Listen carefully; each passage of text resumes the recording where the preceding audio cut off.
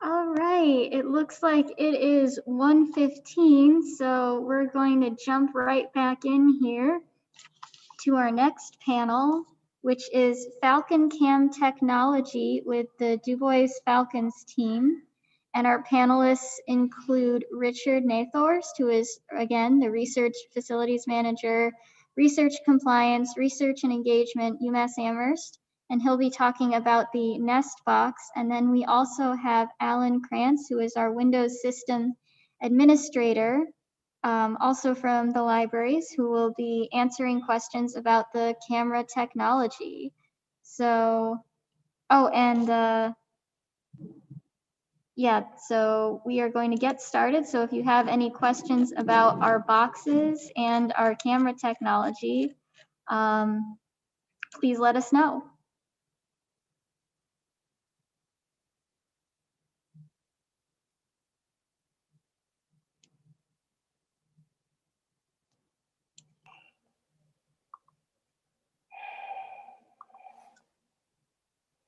All right.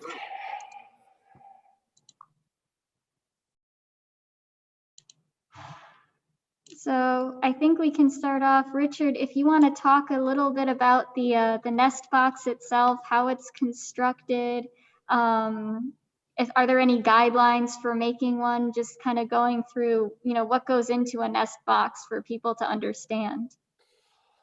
Yes.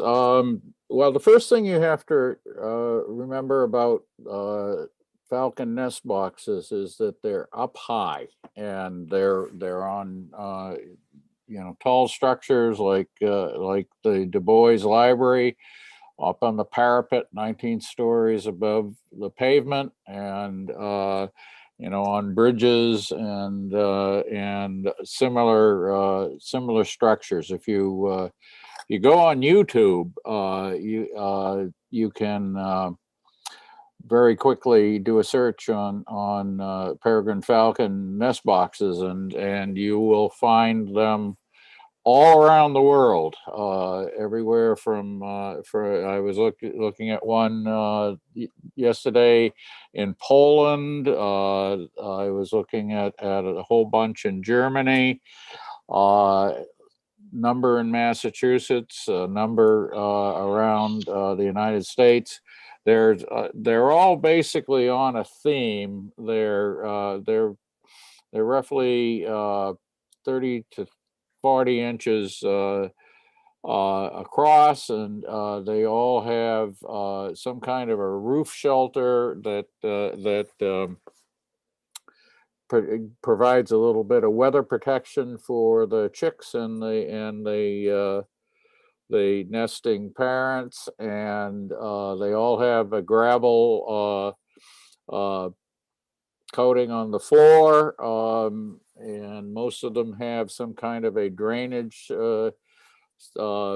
system, which usually is a matter of some holes drilled in the bottom of the floor, covered with steel hardware cloth mesh, and that keeps the gravel in and lets the water drain out. That is actually a absolutely critical aspect for the falcons, because they will hollow out a depression in that gravel, and that keeps the chicks and the eggs before the chicks concentrated in a spot and all together, so it's easier for the parent to incubate them.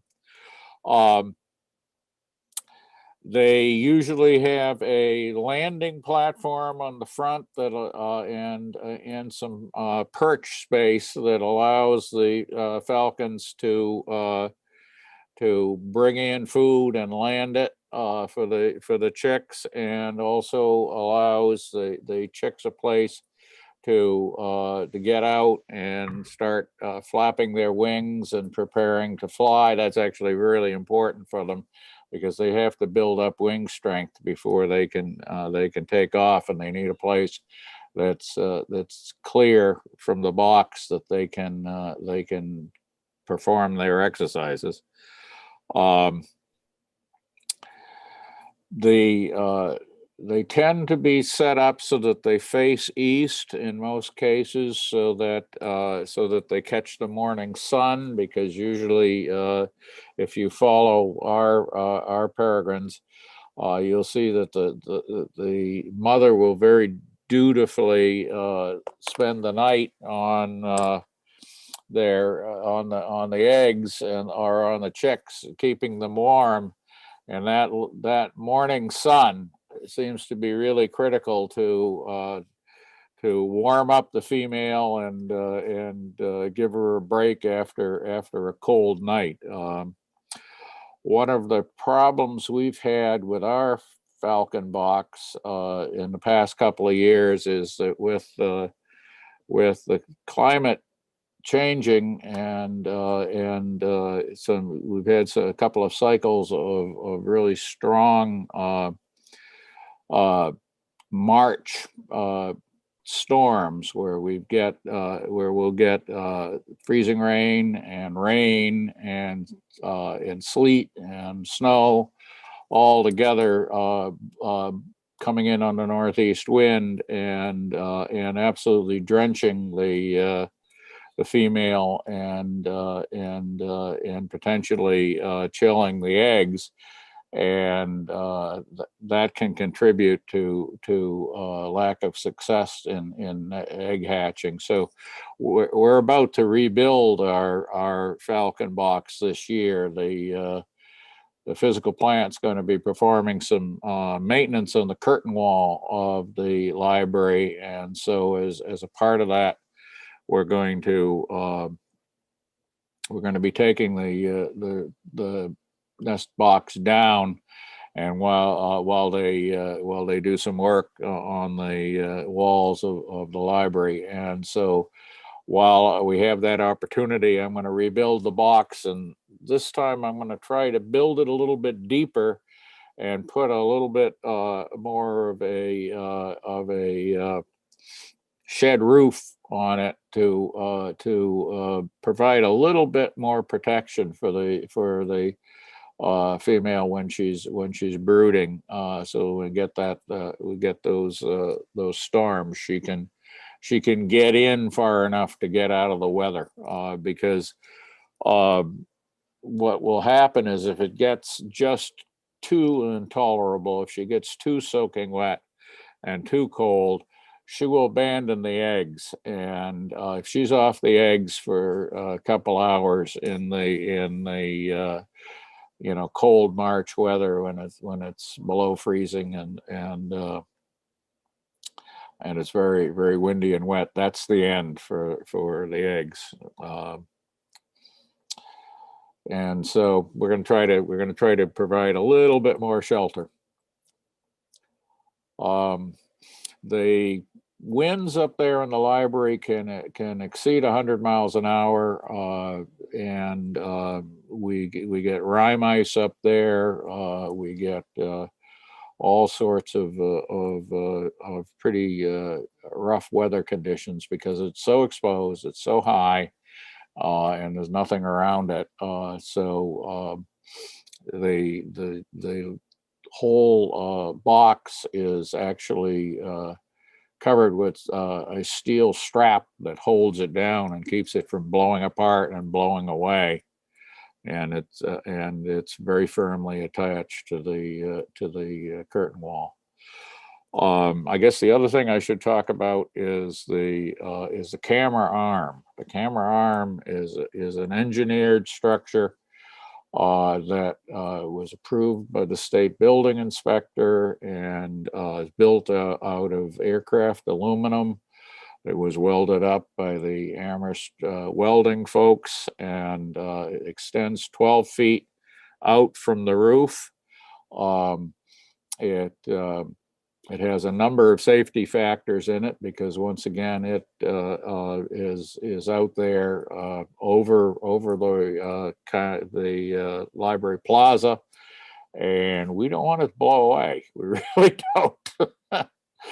And you'll probably notice that at the end of the season, when the falcons have fledged and we're just watching them fly around the campus, and using the Falcon cam for nice views of the campus.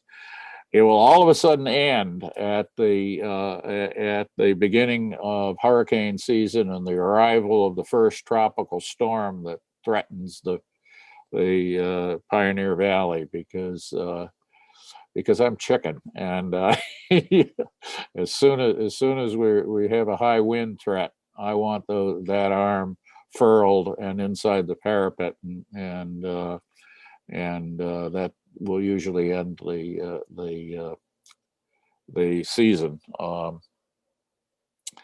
I didn't prepare any particular slides of it, because if you go to the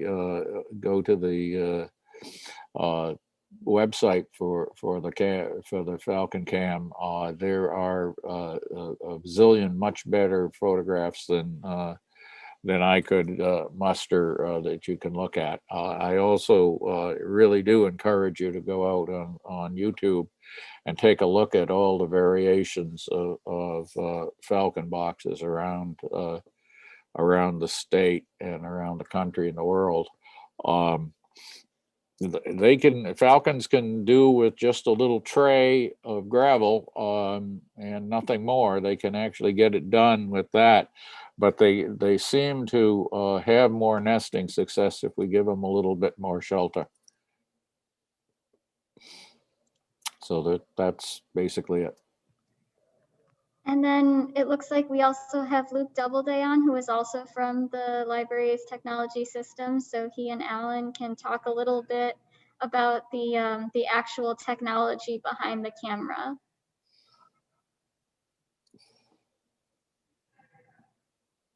Hi there. I mostly just hold the rope when that big aluminum arm has to be brought in or out. You do more than that. A few more things. All right, so if you can hear me all right, I'm going to just tell you a little bit about the camera.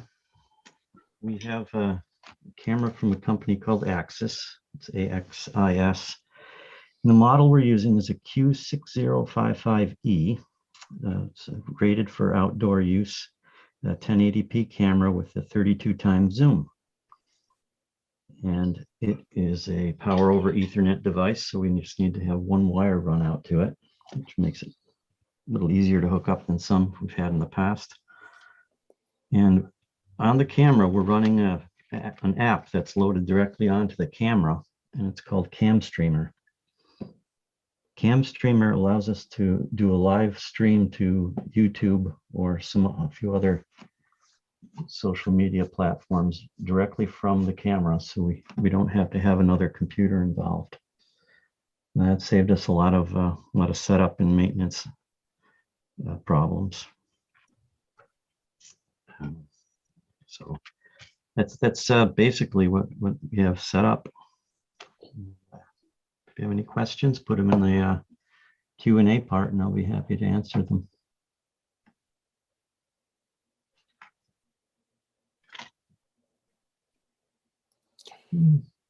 No questions so far. All right. So when you see the view changing, the panning, tilting, and zooming, that's done through a web interface. I just get my web browser up and connect to the camera, and it gives me the controls we need.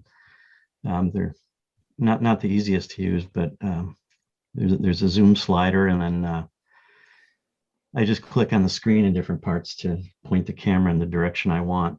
And sometimes you will see the camera just suddenly start pointing down for no logical reason. And that I haven't figured out why yet, but I think that's because the controlling the camera from home, it's a bit of a sluggish response. And I think it gets improper inputs.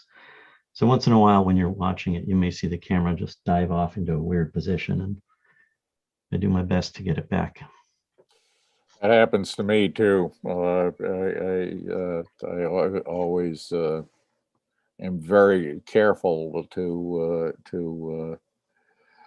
use very small movements on the camera when I'm trying to do it with the touchpad on my Apple, and I still manage to send it careening off and into the wrong direction. But for the most part, we really like the camera. It's super clear. The zoom is really nice. Can circle around 360 degrees. And it can point anywhere from about horizontal to straight down. Yeah, it's impressive when you do the straight down shot and realize just how high up that thing is. It never ceases to amaze me. The other thing that never ceases to amaze me is when the Falcons just launch themselves out into space. They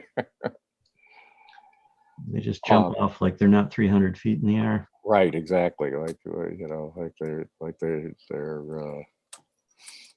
absolutely casual about hurtling into space.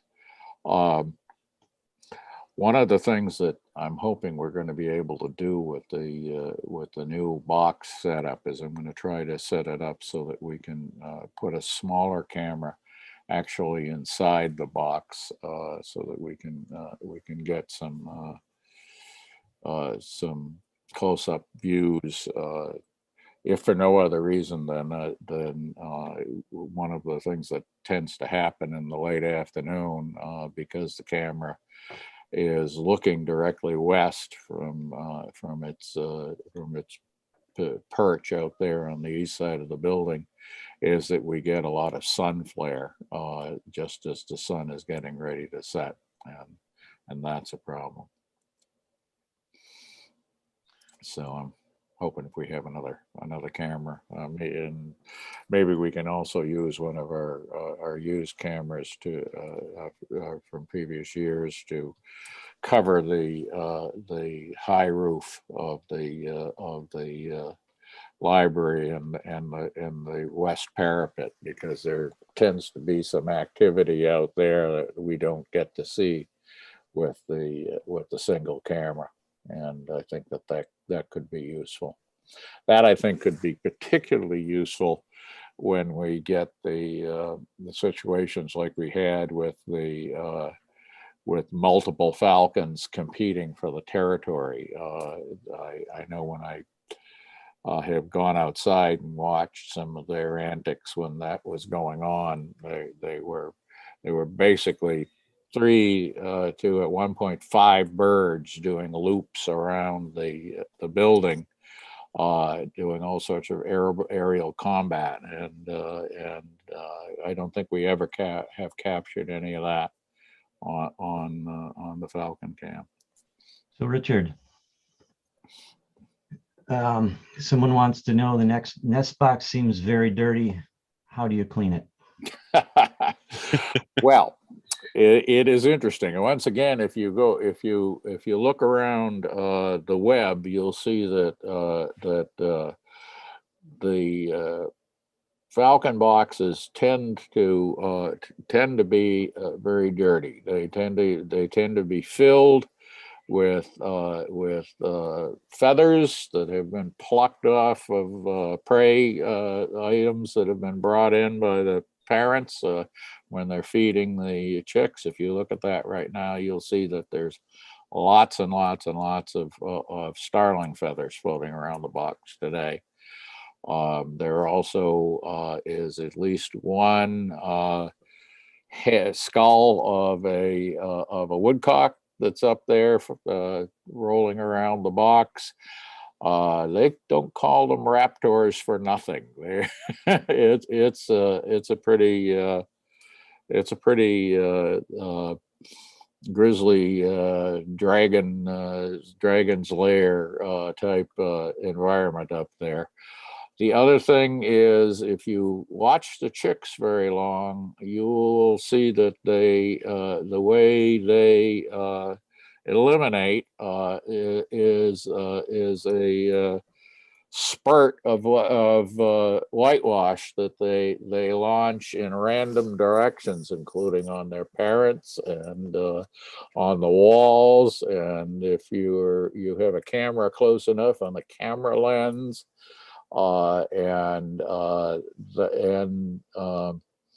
that is just the nature of the little beasts. They poop up there. Well, when you consider that they go from being in the egg to being a flying bird in 6 to 8 weeks, they're doing a lot of eating. And I've seen at least 3 prey items come in today already and be devoured. And so they're doing a lot of growing, and they're also doing a lot of pooping. All right. We have anonymous attendees asking, is someone watching all the time? Well, we have Falcon fans watching all the time. Throughout the day, there seems always somebody watching the YouTube channel. And as far as people controlling the camera from our end of it, that's on and off throughout the day, because this is, it's not our full-time job. It's just something we like to do. So we have to get our jobs done. And sometimes during breaks or our off hours, all of us like to watch and maybe control the camera a little bit when we can. Yeah, I tend to try to do my camera controlling on weekends or hours where I know other people aren't around, and I see something interesting, then I'll jump on and play with it a little bit. But I tend to try to leave the adjustment primarily to Luke and Lauren and Allan, because they're right there and are generally on it. So I leave it to them. All right. And anonymous attendee asks, any plan to add a microphone for hearing the chicks? And we don't have a microphone on the current camera because of its position. A lot of the wind noise just overwhelms any sound that we have. And the mechanical devices on the roof also put out a lot of noise that it just drowns everything else out. When we have a second camera in the box, we're hoping that there'll be enough shielding around that noise won't be a problem, and we'll be able to have audio. Yeah, we have a couple of rather enormous cooling towers that are for the library's considerable HVAC system there, and those units have each got multiple propeller fans that suck air through the cooling tower, and then they have a cascade of water that is actually sprayed onto screens inside the cooling tower that the air gets sucked through and allows them to dissipate heat. If you see the cooling towers at just the right time of day, on a hot day, just as the sun is coming up, you'll see these 4 plumes of condensation going probably 5 or 6 stories above the top of the library tower, as all that air moves through the cooling tower and carries off the heat from the whole library building. The library's full of computers and full of lights and full of other mechanical Steam pipes. yeah, Literally carrying heat into the building. Everybody's 500 watts, as any mechanical engineer will tell you. So. All right. Ellen is asking us how many people does it take to get the camera arm put out? And that's changed recently. We used to get probably 5, 6, or 7 people to help deploy the camera. The arm, when it's not out, lays across the roof, the inside, the parapet of the building, and it swings up and over the side. And Gently. just recently, That's the key. as recently, Richard, as I think last year, maybe Richard, you had some block and tackle situation going on. And if we had 2 people might be able to do it. 3, it was really good. And I'd like to have 4 people there just for safety's sake. Yep. And sometimes 1 or 2 of us will be sitting waiting for our turn to do something. But great improvements have been made in that recently. So we have far less need for a bunch of strong guys to go up there. And You don't need me leaning on a rope. So yeah, Richard's block and tackle system helped tremendously with that. So we cut in half the number of people we used to have to deploy the arm. Yeah, that was an improvement. I wish we had done it sooner. It took a little research, but we did figured out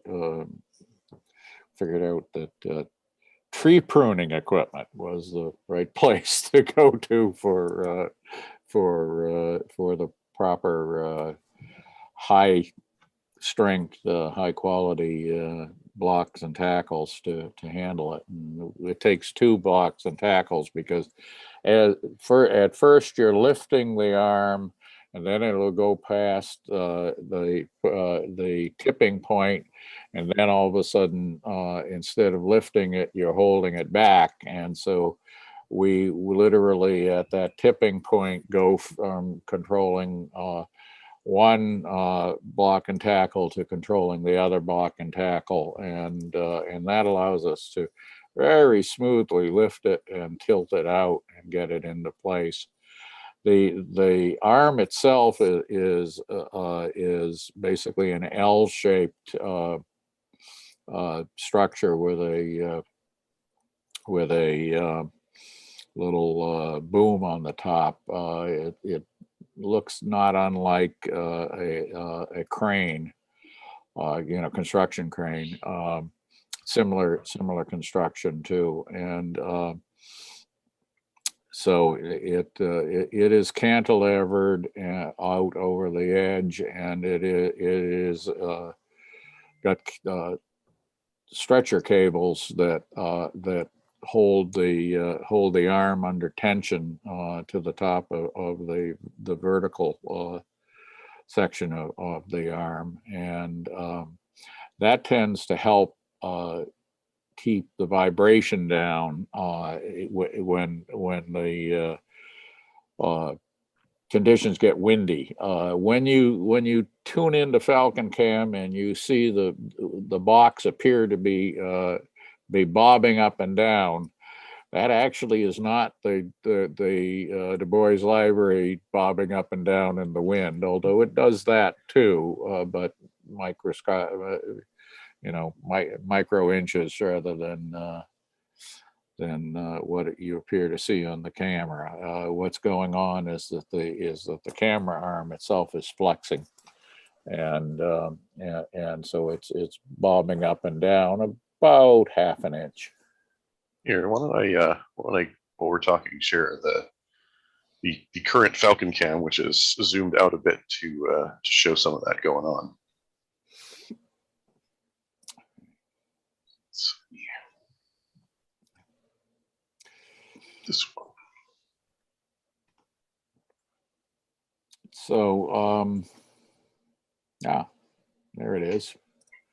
Yeah. There you can see the tensioner cables, and you can see the triangular cantilever arrangement that holds that system out there, and you can see the safety cable on it, and some of the lift eyes, and the long section of seal tight electrical conduit that's carrying the data and power cable out to the system. All the cables are stainless steel. Everything, as I said, passed by and stamped by a mechanical engineer and inspected by the state building inspector and the whole deal, because it's way up there. How high is the curtain wall out there? 219 feet, if I'm correct, if I recall correctly. And then from the inside? So how high is your ladder climb when you get up to the back there? Whole parapet is 18 feet. 18 feet inside, yeah. And there's you also get a good look at the cooling towers right behind. Yeah, there. They spray a little bit of spray on us as we work back there. That's why, even though I don't like heights at all, it's absolutely fine working on the back end of this, because there's 18-foot walls on all sides. Well, quite frankly, that's the only reason we got this. Because you know, as Tom French was describing earlier on when he was talking about the first couple of years of this, if you look over to the left of the screen, you'll see the flat roof. And then you'll see on the right side, as you pan it in, you can see the west wall of the parapet there. And because we're inside the parapet there, we are able to we're able to work up there safely. And this is a good view. As you can see, it's a long way down. And the wall is very vertical. You also can see, by the way, while we're going to be working on the wall in this photograph, the cracks in the curtain wall there. That actually is at a joint, and they're going to regrout that and fix that up. But to do that, they're going to have to suspend a window cleaning type hung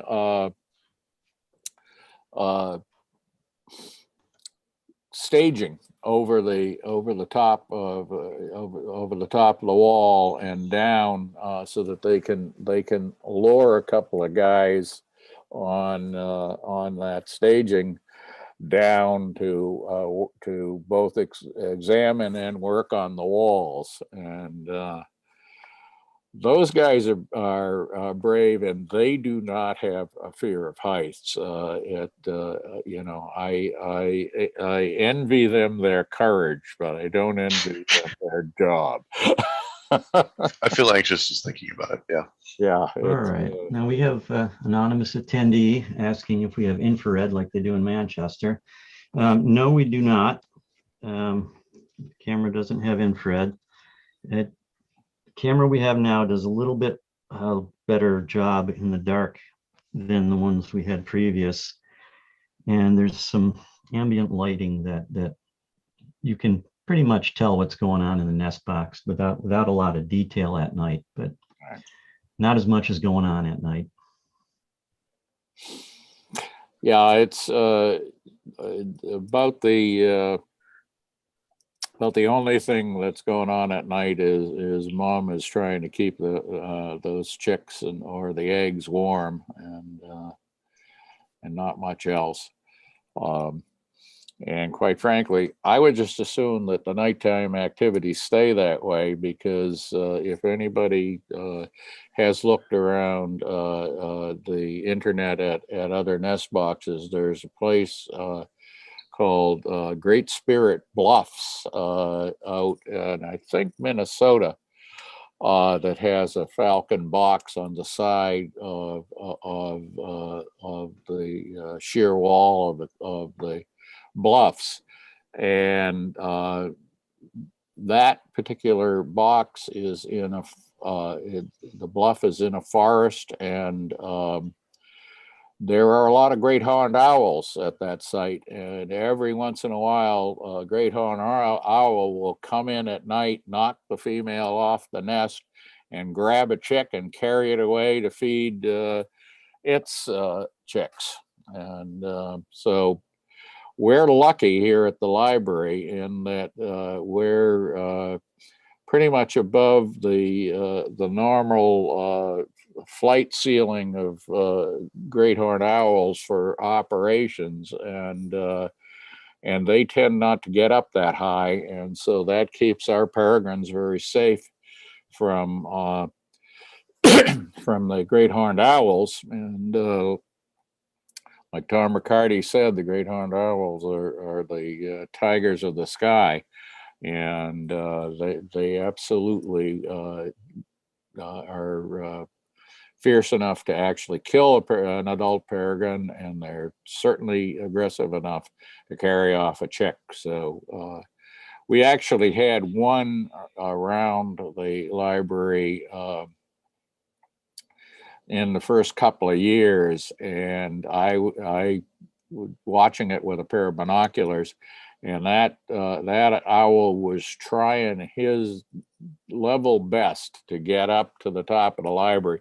He just couldn't do it. He would get up to a certain height, and the wind would just carry him away, and he was just pumping away trying to get up there, and finally he just gave up and left.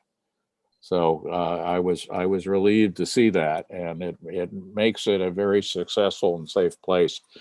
Another predator of falcons and falcon chicks are ravens and crows, and to some extent gyr falcons, which we don't have in Massachusetts, and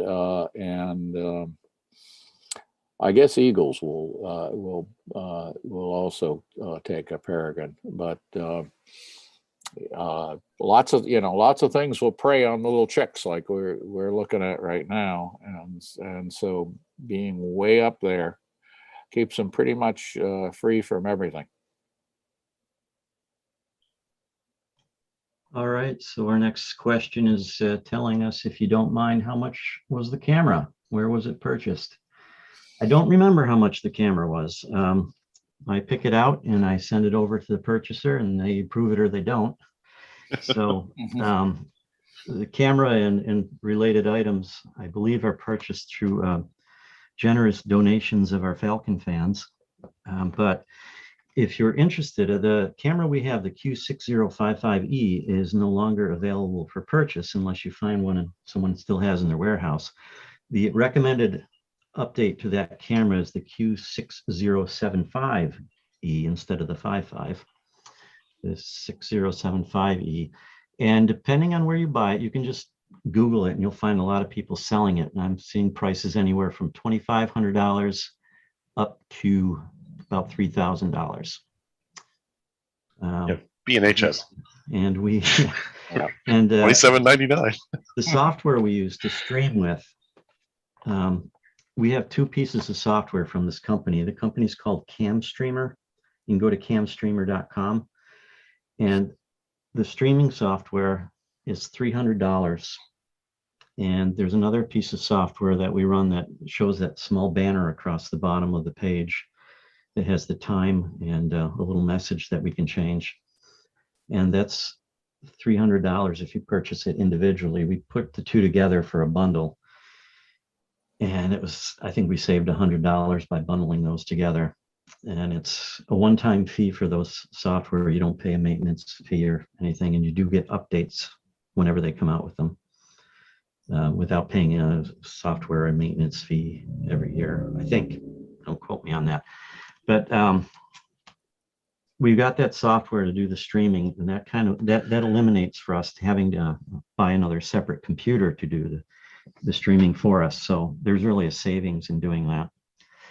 And the camera it's not just a camera like you might stick on the back of your computer to do a little web Zoom session, but it's really a computer all by itself. And these software to do the streaming is just an app that we load onto that camera, and it all runs on there. The CamStreamer software website, camstreamer.com, they will give you a list of all the cameras that their software is compatible with.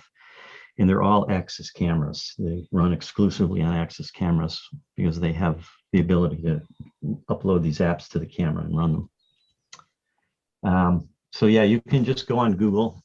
You can get them on Amazon, Costco, I'm not sure, but Amazon, you can go to eBay, you can go to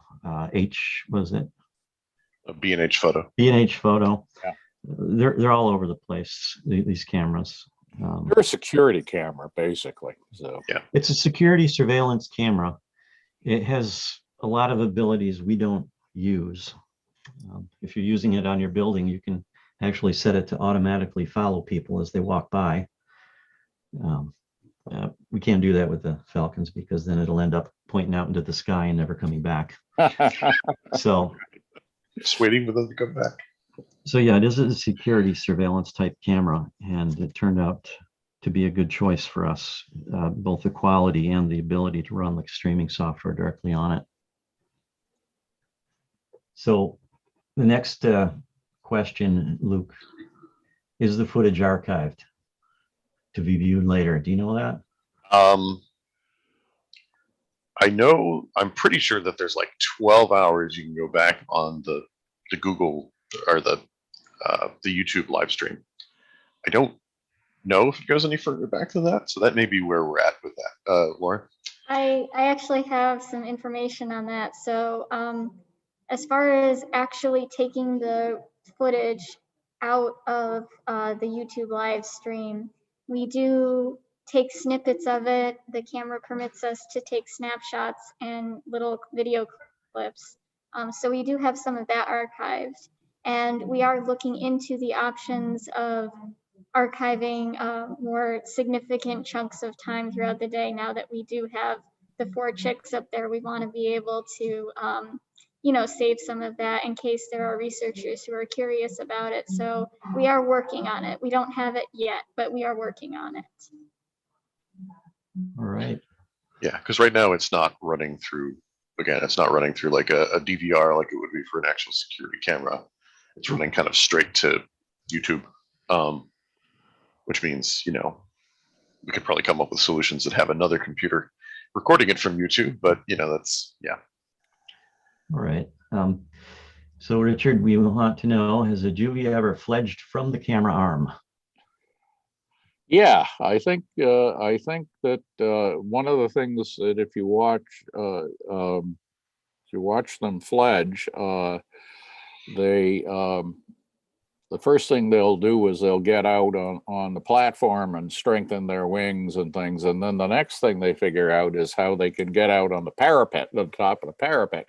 And then you've got 4 little falcons doing loops around the building, running around the parapet, flapping their wings, but not taking off. And when they do that, they walk over to the camera arm, and they'll walk right out to the camera arm and walk right up to the camera and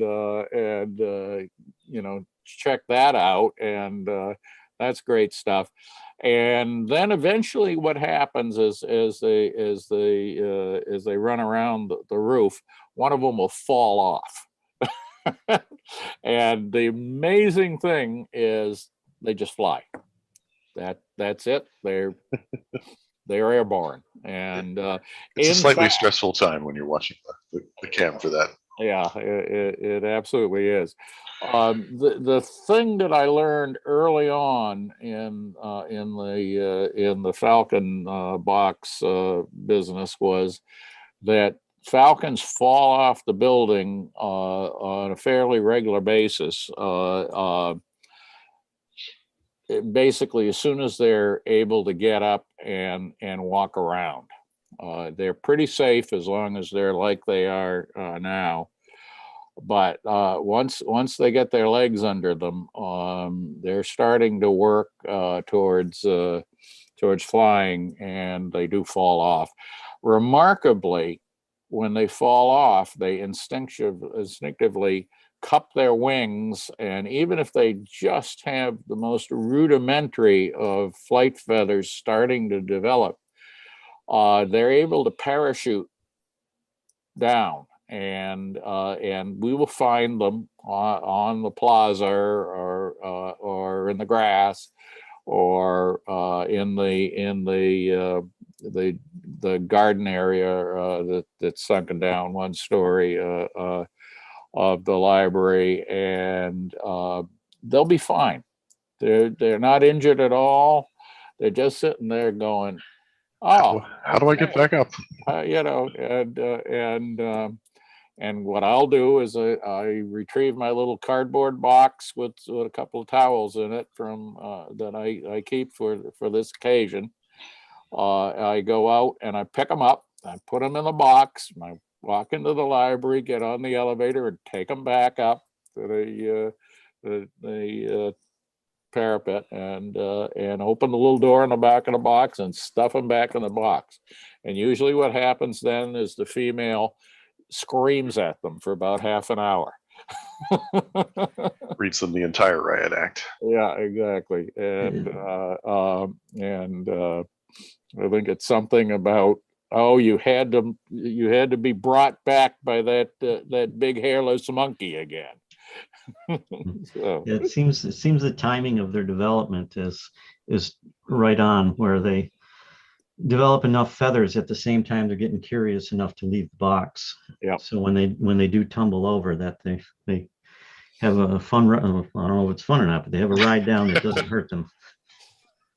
Maybe surprises them, but doesn't hurt them too badly. Yeah. There's another question. Do you have to readjust the cam focus caused by vibrations from the building or wind? And no, we don't. The camera has autofocus.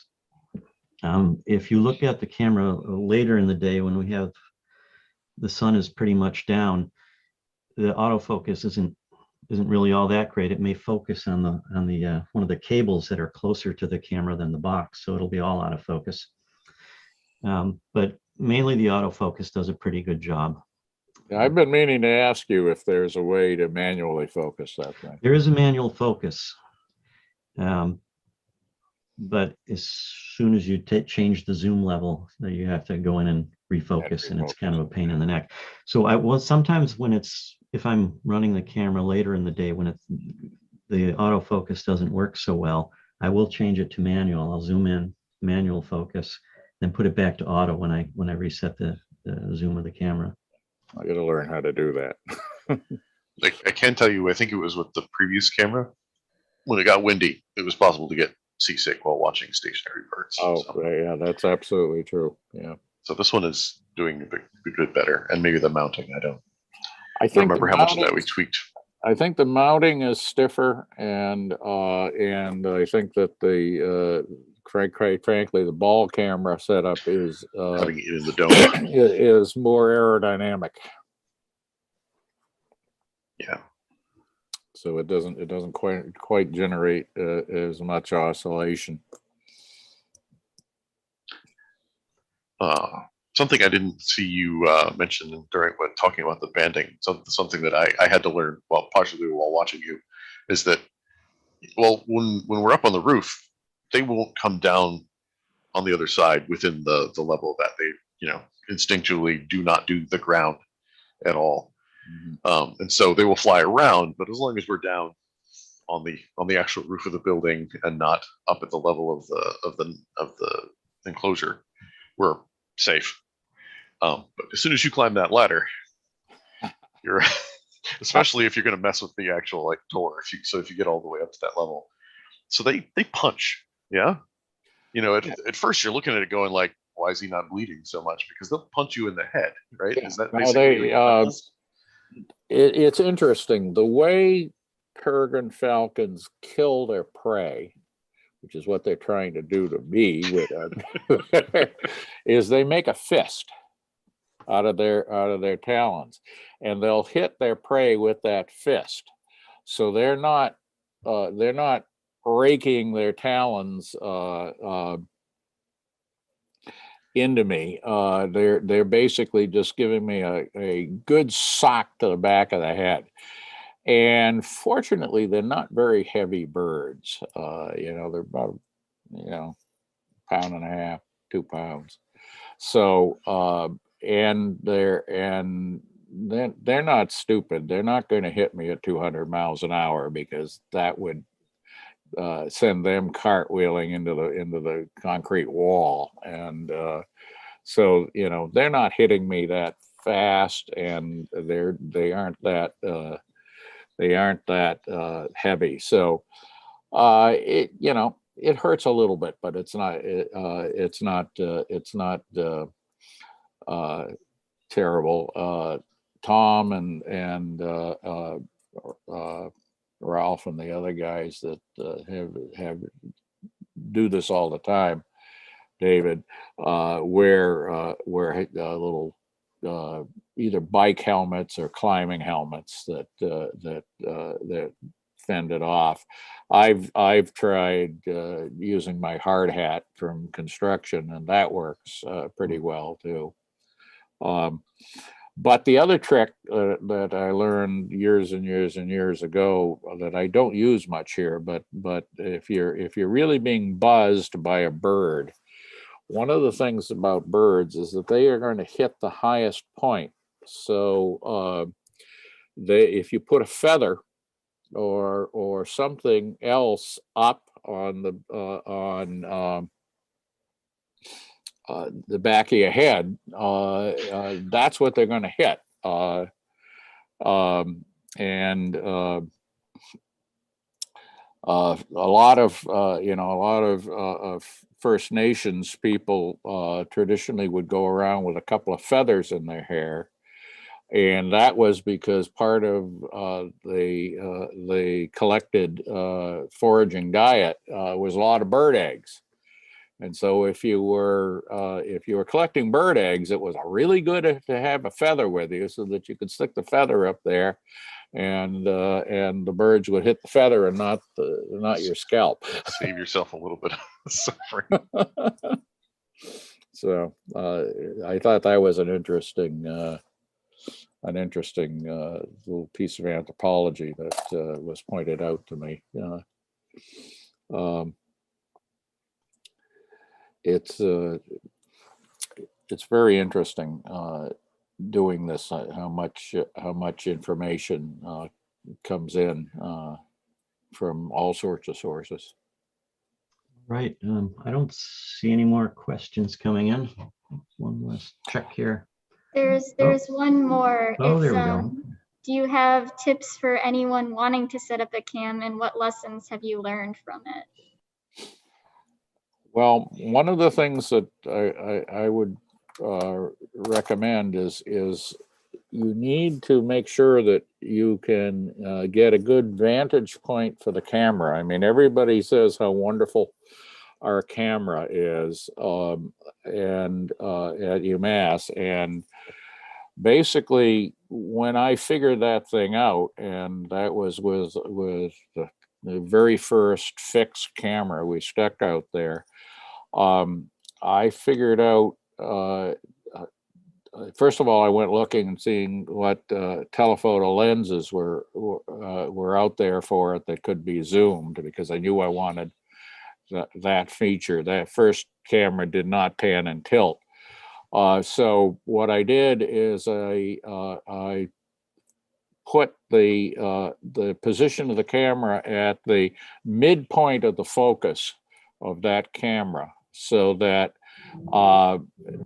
basically when the thing is at midpoint, it was focused right on the back wall of the box. And that's also, by the way, when I'm trying to focus the camera in low light, what I focus on is the back of the box, and then I can nudge it a little bit out from that. And make sure you have a clear view and a clear view into the box. And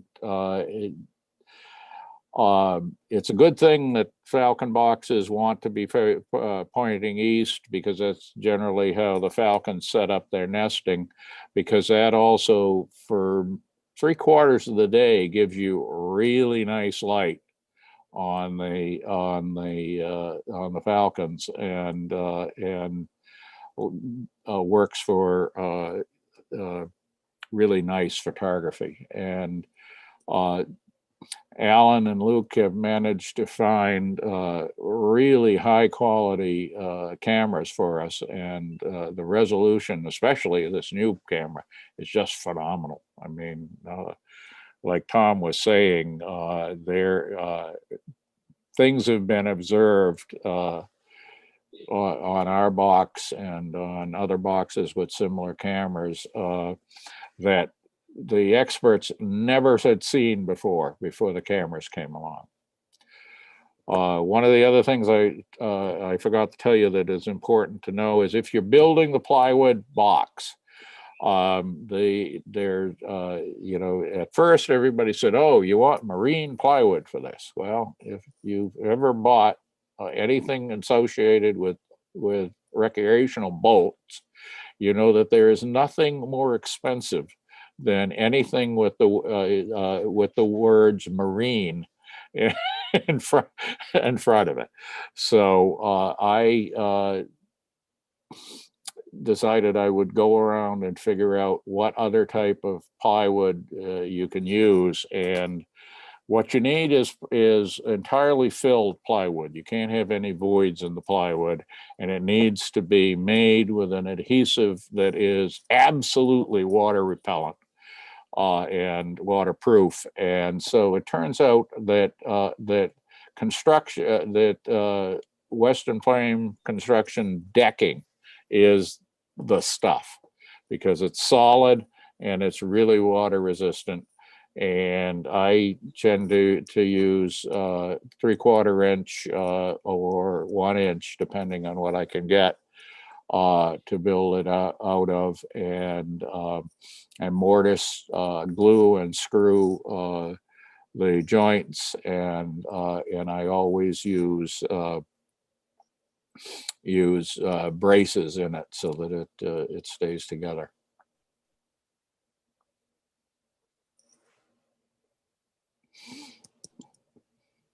And then I paint the hell out of it. All right, we have another question I just see pop up here is, when do they lay their eggs? Anytime between March and May. And I guess even later, from what we heard today about renesting. We've never had a renesting here at UMass, even when we've had a failed nest. Right now, that's the time for our eggs here. And does that vary around the country, different areas? Absolutely, yeah, absolutely. If you once again, if you follow falcons and eagles and ospreys and, you know, all sorts of other raptors nesting on